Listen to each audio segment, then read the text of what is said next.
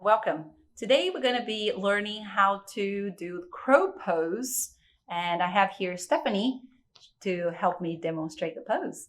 All right, so crow pose is one of the first arm balances that everybody wants to try it out, but it's a little scary. You feel like you're going to fall on your face. So to avoid that, we're going to have a couple of blocks. If you don't have blocks at home, you can use a couple of books as well, big books. So to start, we're going to be in a squat position with feet slightly apart. I'm going to take the knees apart as well. All right. So Stephanie's going to put her hands down with a little wider than her shoulders. Good. Now there's a couple of things here. So if she have her middle finger pointing forward, her elbows is going to move outwards. Okay. There's no stability there. So index finger pointing forward, so her elbows roll inwards. That way, when she bends them 90 degrees, she will be able to lift and sustain the pose onto her hands. All right. So index finger pointing forward, hands a little wider than the shoulders. Next step is to get the triceps onto the shins. So lifting the hips. Good. I mean, we get in there. All right. You can move your hands back a little bit.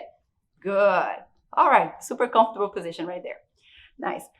From here, we're going to start transferring the weight to the hands. So a lot of times we put a lot of weight onto the heels of our hands. So we're going to move them to the heels of the hand or to the knuckles and to the finger pads. All right. So lifting the hip, bending the elbows. Nice. And we look forward. Good. So slowly from here, we're going to rock back and forth just to feel it out. How does it feel, Steph? It feels good. Remember to breathe. So we rock back and forth. Good. And you can tell that she's doing the right action by, you see the gripping of the fingertips and the changing of the color of the fingertips.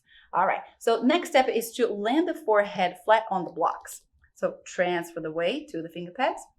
Land forehead on the block. Good.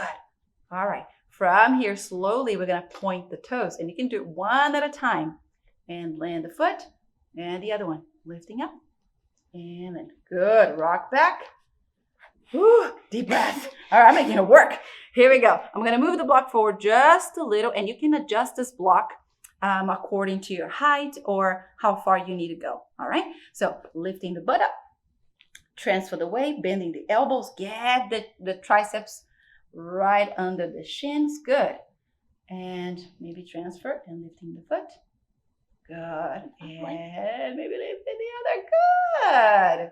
All right. So sustain, breathe, and land. Good. All right. So next step in here, just going to make her work a little harder. I know. And you can also take breaks.